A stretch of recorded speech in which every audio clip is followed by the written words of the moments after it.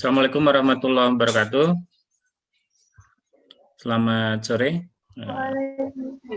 Waalaikumsalam warahmatullahi wabarakatuh. Selamat juga, Pak. Sehat semuanya? Alhamdulillah, Pak. Alhamdulillah, Pak. Alhamdulillah, Pak. Baik, kita cek satu dulu sehat atau tidak. Atani ini cemberut berarti nggak sehat. Terus siapa yang cemberut ini? Atani kenapa cemberut gitu? Atani, halo? Nggak cemberut, Pak. Nah, gitu. Senyum. Kalau cemberut aja biasanya nanti besoknya kena corona. Ini gelap sekali. Bima, kenapa gelap itu? Gelap-gelapan di kamar mandi? Tidak, Pak. Kurang cahaya, Pak. Oh, iya. Siapa ini? Ini Miraj, kenapa itu? Kelihatannya kok itunya doang. Miraj, sehat, Miraj? Alhamdulillah sehat, Pak. Nah, lagi ini. Banyak yang gelap-gelapan. Nafisatul, itu kenapa gelap itu? Kameranya yang gelap.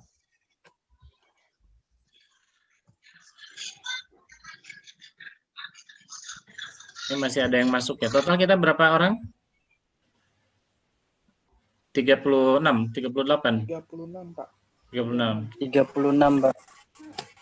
Sepertinya sebentar lagi terpenuhi. Baik. Kita hari ini akan berdiskusi sesuatu yang sifatnya mendasar. Jadi sebelum kita bergerak jauh itu mempelajari tentang ilmu manajemen, kemarin saya sudah menjelaskan pada Anda bahwa yang akan kita pelajari itu hakikatnya ada 3 hal. Apa itu subjek ilmu manajemen, apa itu objek ilmu manajemen, dan apa itu predikatnya, apa yang dikerjakan. Jadi jangan kita mempelajari apa yang dikerjakan, apa yang akan dikerjakan oleh orang-orang manajemen, tetapi kita tidak paham sebetulnya subjek manajemen itu sendiri apa gitu. Jadi pelaku ilmu manajemen itu siapa sih? Nah, kita karena akar kata dari manajemen itu sebetulnya dari bahasa Inggris, maka kita menggunakan pelaku juga dalam bahasa Inggris. Dan kalau misalkan dalam bahasa Inggris itu biasanya diakhiri dengan imbuhan er. Tidak mesti, tetapi kebanyakan seperti itu. Teach, teachers, ada ER belakangnya. Kemudian di manajemen apa? Kalau manajemen, ER-nya jadi manager. Jadi kira-kira dari sisi awal asal-usul kata gitulah kira-kira. Bagaimana lahir kata manajer itu. Jadi orang yang melakukan fungsi-fungsi manajerial itu disebut sebagai manajer. Jadi manajer itu orang yang melaksanakan fungsi manajerial. Orang yang mengajar itu disebut guru. Mengajar disebut guru. Kira-kira begitu. Jadi kalau misalkan kita ditanya manajer itu apa? Jadi manajer itu adalah orang yang melakukan fungsi manajerial. Nah, berdasarkan itu, maka kita coba agar kita tidak salah paham, kita akan memulai dari kesepakatan yang sifatnya umum. Jadi kita akan menggunakan Kamus Besar Bahasa Indonesia. Di dalam Kamus Besar Bahasa Indonesia, apa sih manajer itu? Jadi, ada dua terjemahan di dalam Kamus Besar Bahasa Indonesia itu. Ini karena merupakan kata serapan, itu sebetulnya menarik itu. Jadi manajer itu diterangkan dalam Kamus Besar Bahasa Indonesia itu panjang sekali. Tetapi ada dua terjemahan yang sangat baik. Pertama katanya, manajer itu adalah orang yang mengatur pekerjaan atau kerjasama di antara berbagai kelompok atau sejumlah orang untuk mencapai sasaran. Nah, apa garis bawahnya? Jadi manajer itu pertama orang. Apa yang saya katakan pada Anda sebelumnya, manajer itu pelaku. Pelaku itu orang. Jadi manajer adalah orang. Satu. Orang itu ngapain? Dia melakukan sesuatu. Apa yang dia lakukan? Mengatur pekerjaan. Jadi dia orang. Kemudian kedua, dia melakukan sesuatu yang dilakukan adalah mengatur pekerjaan. Pekerjaannya apa? Pekerjaannya adalah membuat orang bekerja sama. Nah, tetapi manajer itu punya sesuatu yang khas itu. Itu apa yang dia atur. Jadi dia yang diatur kan orang atau sekelompok orang. Itu untuk mencapai sasaran. Jadi kalau ada sekelompok orang, ada yang mengatur, tapi tidak punya sasaran apa-apa, berarti dia bukan manajer. Misalkan, Miras itu ngumpulin teman-temannya. Kumpul yuk, di mana? Nah, itu sudah manajer tuh. Jadi Miras ngajak orang lain kumpul. Jadi Miras mengajak orang lain, sekelompok orang berkumpul. Berarti sudah fungsi manajer tuh. Kemudian orang-orang tanya, ayo kumpul di mana? Ya kita kumpul di rel dekat Sapen.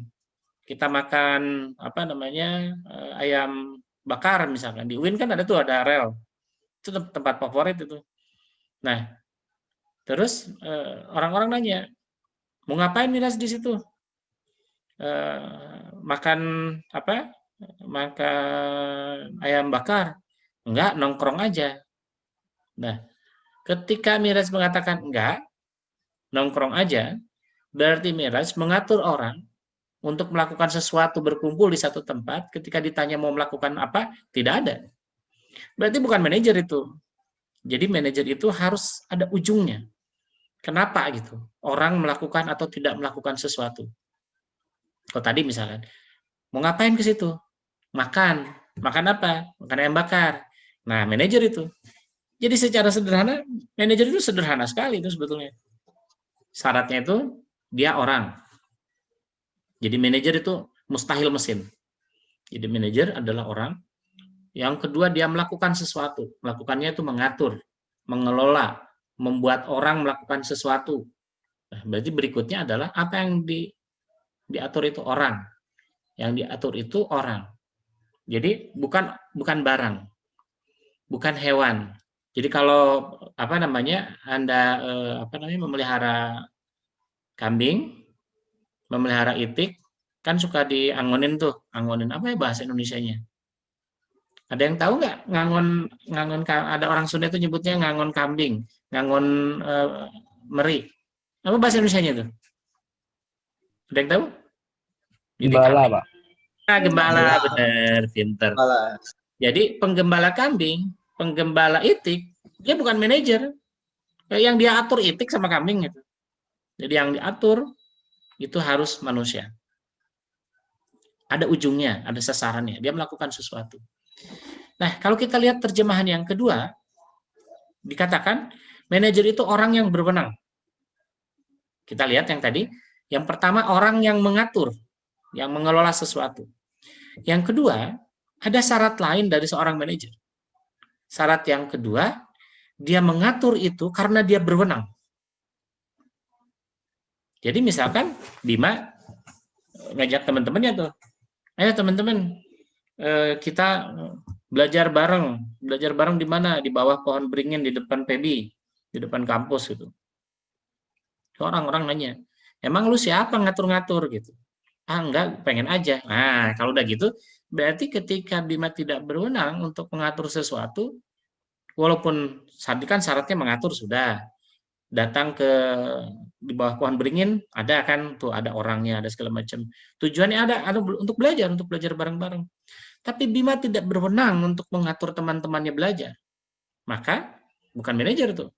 Jadi syarat berikutnya, mengatur itu karena ada aturan.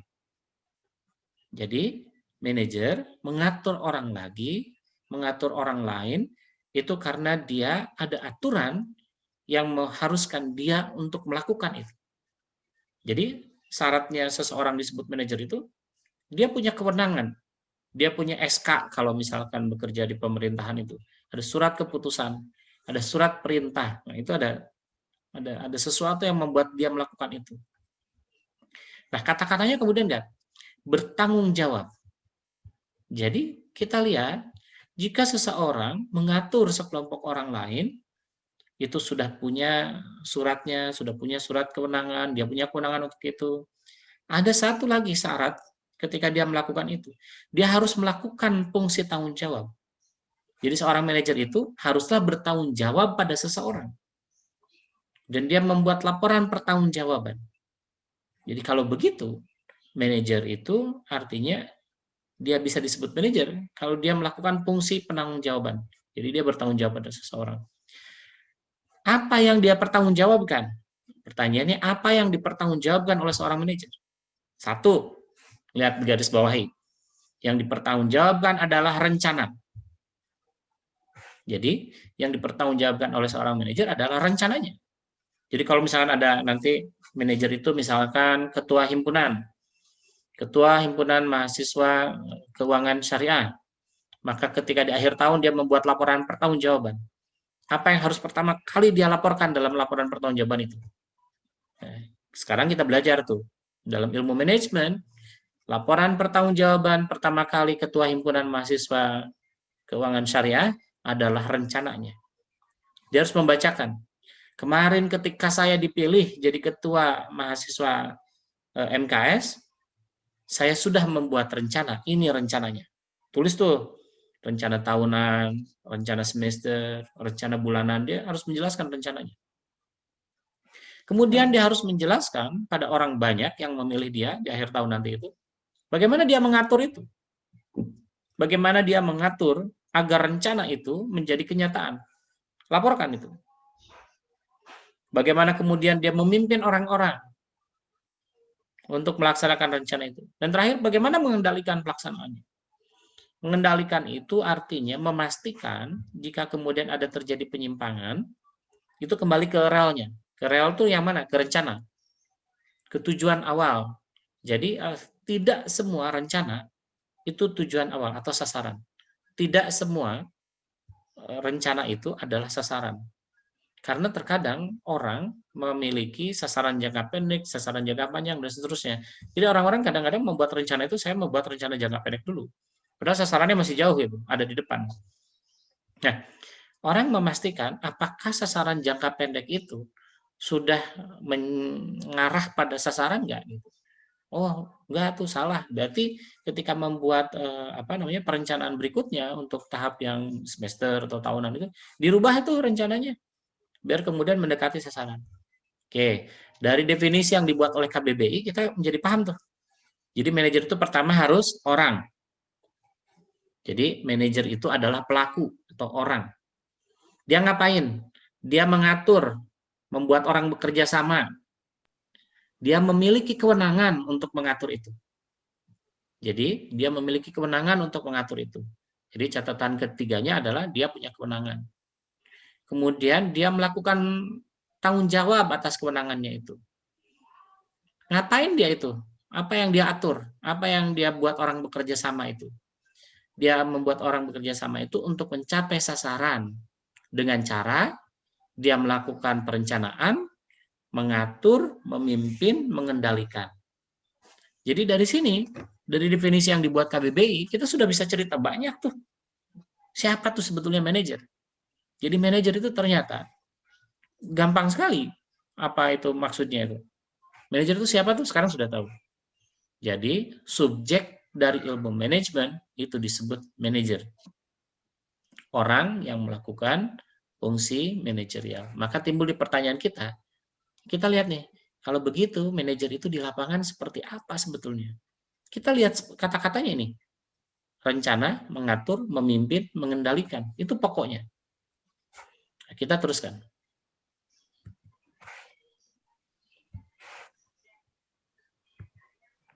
Jadi kalau kita memperhatikan apa yang menjadi definisi yang kita sepakati tadi, jadi definisi itu kesepakatan. Jadi kita sebut seseorang manajer itu karena kita sepakat memanggil dia manajer. Oke. Jadi kalau begitu, manajer itu di suatu organisasi, di suatu perusahaan itu, di mana posisinya? Pertama, haruslah ada manajer perencana. Jadi, di dalam suatu organisasi itu harus ada seorang manajer perencana. Jadi, ada seorang manajer yang tugas utamanya itu membuat rencana gitu. Karena kalau misalkan Anda membuat sebuah organisasi di mana planning, staffing, directing, supervising, monitoring dilakukan oleh semua orang, itu salah itu.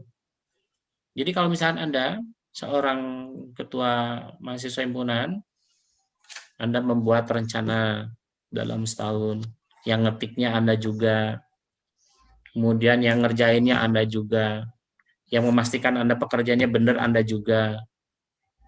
Apakah itu seorang manajer? Bukan. Orang Sunda tuh sering menyebutnya manajer tukang cendol. Manajer tukang cendol itu artinya dari mulai nanam pohonnya, memetik daunnya, kemudian mengolahnya malam, kemudian pagi-pagi menjual cendolnya, kemudian sesudah itu ngitung hasilnya, dan seterusnya sama sendiri. Itu namanya manajer tukang cendol. Manajer itu nggak boleh seperti itu. Manajer itu harus membagikan tugasnya. Walaupun nanti Anda akan belajar salah satu kearifan lokal Indonesia, ada manajer yang disebut sebagai polanya mengikuti tuturi handayani. Jadi manajer itu tadi kan kata-katanya membagikan pekerjaan pada orang lain. Bukan berarti dia tidak bekerja.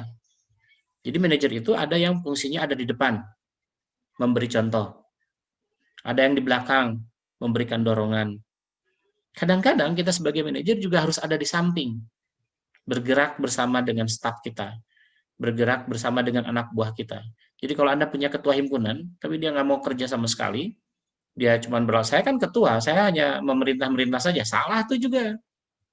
Karena fungsi manajer tadi itu kan di depan memberi contoh, di belakang memberikan dorongan, di samping mengiringi.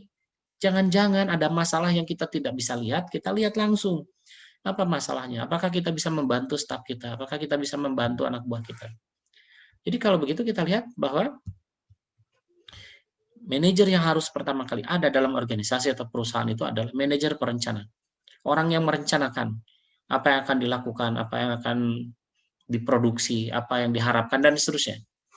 Berikutnya harus ada manajer yang tugasnya staffing, memberikan menyerahkan pekerjaan pada orang-orang.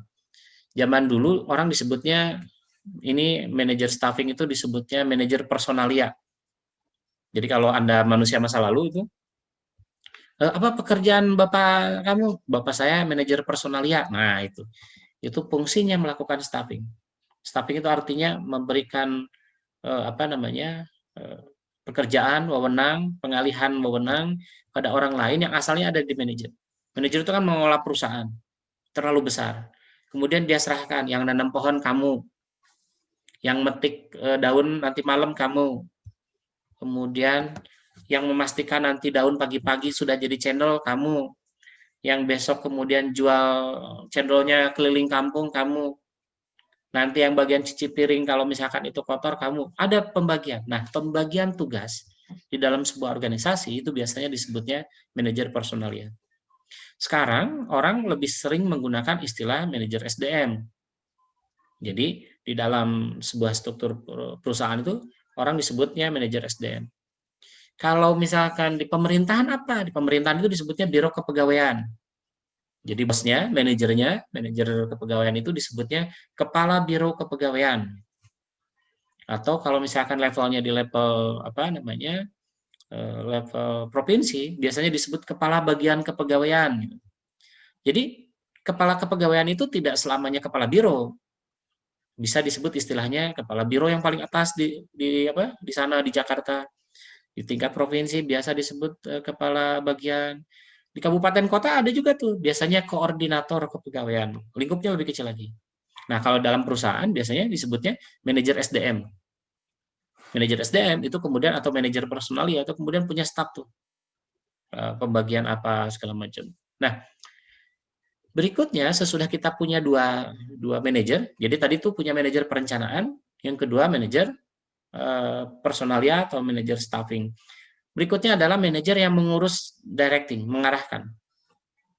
Jadi fungsi di dalam perusahaan itu ngapain sih? Perusahaan itu ngapain? Misalkan perusahaan saya, Pak, itu membuat membuat sepatu. Maka harus ada orang di pabrik yang mengarahkan orang membuat sepatu. Maka kita biasa mengangkat seorang manajer pabrik, atau kalau misalkan ruang lingkupnya lebih luas, boleh nggak Pak dibagi-bagi? Boleh. Misalkan ada yang khusus kalau misalkan di pabrik yang lebih besar itu misalkan dibagi-bagi lagi tuh manajer produksi itu. Jadi manajer produksi itu bisa dipecah-pecah lebih banyak lagi. Nah, kalau misalkan sudah memastikan ada orang yang mengarahkan, ada orang tuh ngarahin, tapi kita harus memastikan ketika arahan itu diberikan pada staf itu, apakah sudah bagus nggak itu? Nah, biasanya ada manajer yang sifatnya itu kecil-kecil. Manajer yang ruang lingkup pengelolaannya kecil-kecil. Namanya supervisor. Jadi kalau tadi, manajer yang tadi itu manajer produksi. Apakah selesai sampai situ? Enggak, ada satu lagi. Namanya manajer kecil lagi, namanya supervisor. Jadi supervisor itu manajer. Tugasnya mensupervisi orang untuk memastikan agar arahan dari manajer produksi tadi itu dikerjakan. Dan jangan berpikir bahwa dalam pelaksanaan itu hanya manajer produksi, enggak. Kan ada juga manajer pemasaran misalkan. Kan ada manajer pemasaran. Orang yang tugasnya memasarkan hasil produksi orang yang manajer manajer produksi tadi. Nah, supervisor itu istilahnya banyak loh di tempat kerja beda-beda. Di di kantor pemerintah itu biasanya disebutnya supervisor itu bisa koordinator, bisa juga kepala kantor gitu. Itu supervisor itu.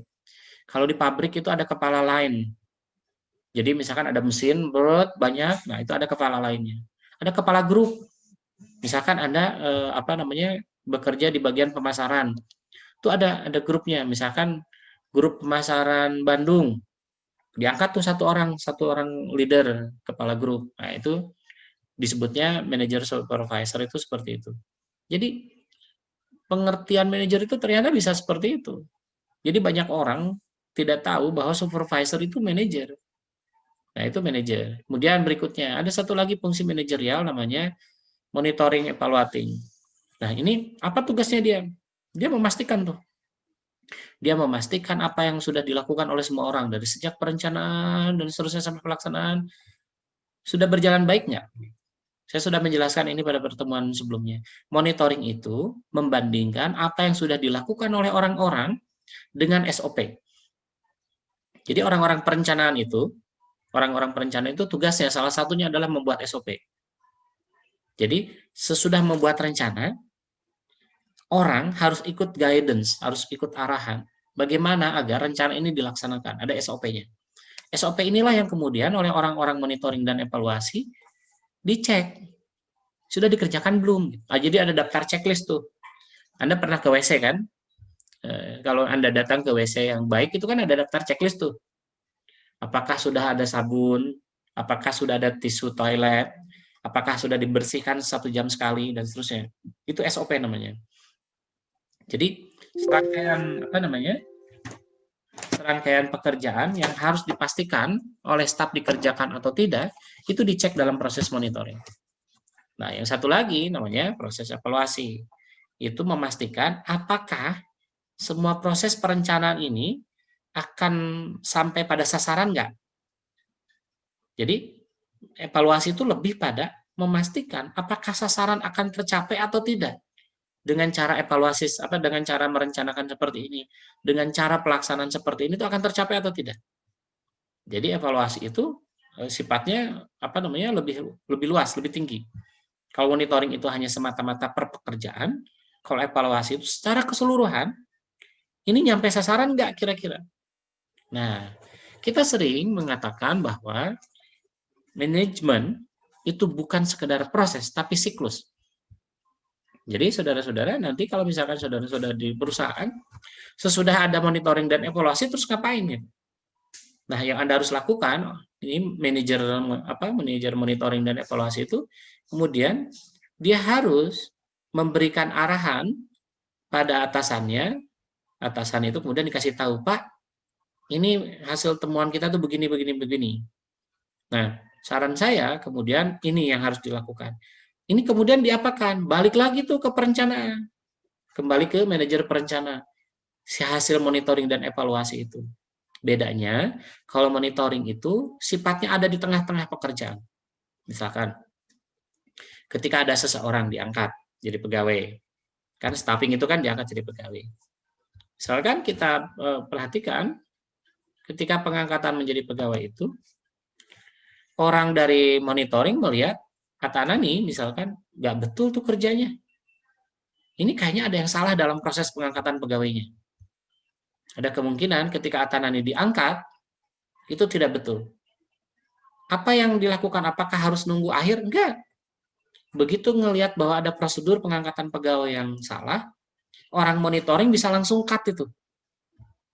Nggak jadi diangkat itu pegawai, berhentikan. Jadi monitoring itu fungsinya seperti itu. Misalkan orang monitoring itu melihat, ini produksi kok begini.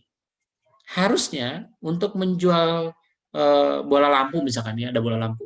Bola lampu dengan kelas A, itu bahannya harus dari ini. Ternyata orang produksi mengganti itu. Hentikan produksi, kata orang monitoring itu. Kata orang monitoring, hentikan produksi. Jangan dilanjutkan produksi bola lampu A. Kenapa? Karena tidak sesuai prosedur. Nah, monitoring itu berhak meng-cut seperti itu. Jadi, tidak perlu siklus seperti ini. Dia langsung cut pada kejadian itu. Nah, kalau evaluasi tadi tuh, balik lagi, kasihin ke perencanaan. Bapak-bapak dari perencanaan, Bapak manajer perencana, ini ternyata kita melakukan kesalahan. Kalau kita melakukan ini terus-menerus sesuai rencana yang Bapak sudah susun, sasaran itu tidak akan tercapai. Tujuan tidak akan tercapai. Saran saya rubah agar begini. Jadi siklus muter. Jadi kalau kita perhatikan, di dalam siklus ini, kita merencanakan, menyusun orang, mengarahkan orang, memastikan orang bekerja, memonitoring, balik lagi tuh ke perencanaan. Jadi akhirnya sebuah siklus. Itulah sebabnya kenapa kegiatan manajerial itu disebut sebagai siklus manajemen. Jadi kita sekarang sudah paham tuh bahwa kegiatan manajerial itu kenapa disebut siklus manajemen? Karena dia menjadi kegiatan yang sifatnya terus-menerus. Baik, sampai sini ada pertanyaan? Ada pertanyaan?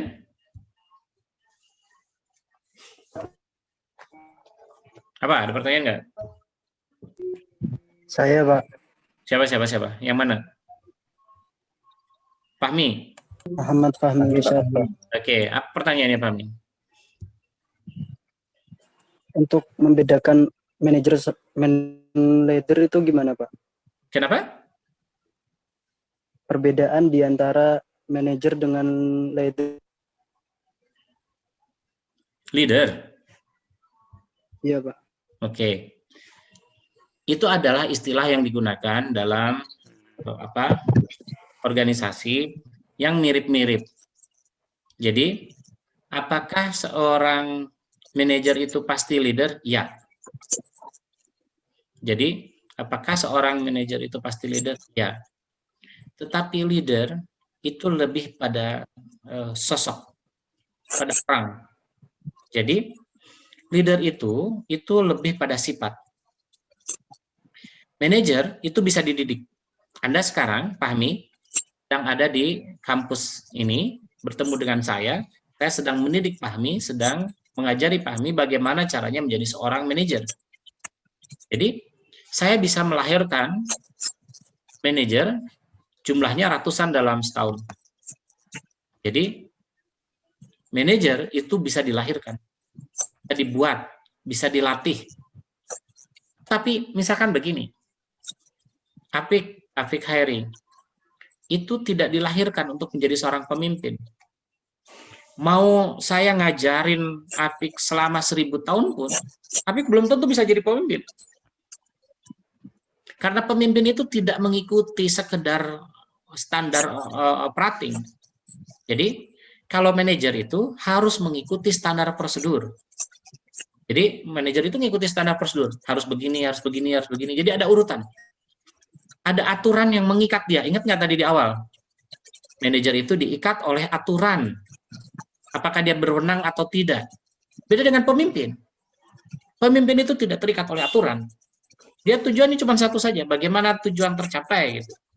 Nah, pemimpin itu memang tidak bisa Anda bayangkan bisa ada kapan saja gitu.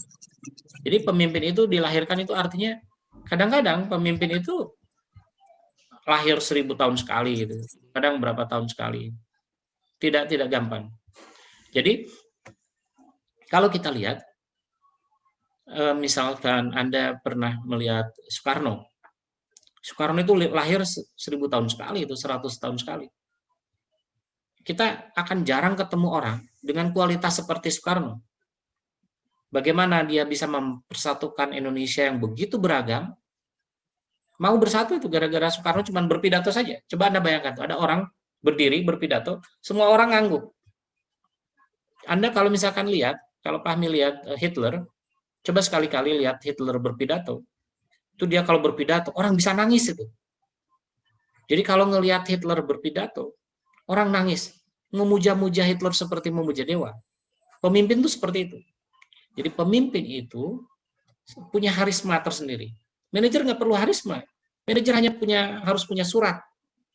Saya berwenang untuk mengerjakan ini. Nah, manajer tuh. Dia diturut tuh sama anak buahnya. Anak buahnya nggak bisa nolak. Karena ada kewenangan yang melekat pada dirinya. Tapi pemimpin, dia nggak butuh surat dari siapa-siapa. Orang akan mengikuti saja orang itu mengerjakan sesuatu karena orang percaya. Itu yang disebut harisma itu. Orang percaya apa yang diomongkan oleh dia itu benar. Mau benar atau salah nggak peduli. Coba Anda lihat kejadian Hitler tadi. Bagaimana mungkin ada jutaan orang Jerman pada waktu itu, begitu banyak orang setuju dengan ucapan Hitler bahwa kita harus membunuh Bolshevik, orang-orang komunis, kita juga harus membunuh orang Yahudi, yang jumlahnya juga jutaan. Gimana bisa gitu orang mengarahkan orang lain, mendirect orang lain untuk meminta membunuh? Realitanya ada tuh bisa. Itu yang saya sebut bahwa pemimpin itu dilahirkan dan tidak semua orang mampu. Jadi misalkan begini, Anda kalau misalkan mau melihat seseorang itu pemimpin atau tidak itu gampang. Misalkan gini, Amril, Anda pikir Anda bisa nggak jadi manajer? Amri Aziz, bisa nggak kira-kira Anda jadi manajer? Insya Allah bisa, Pak. Bisa, ikutin petunjuk saya, ikutin perkuliahan saya dengan baik, saya ajari dengan baik bagaimana caranya menjadi seorang manajer. Tapi, nah dia, kira-kira bisa nggak jadi pemimpin?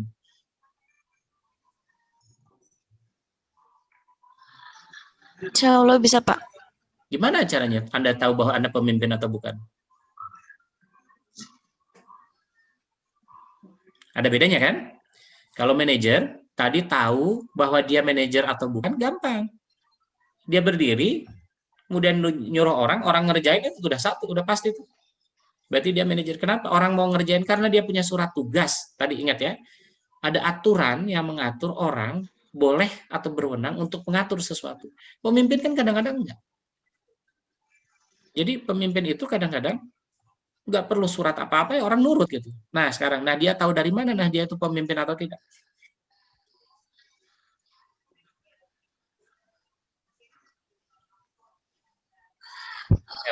Ada yang Karena tahu? saya Apa-apa? Gimana?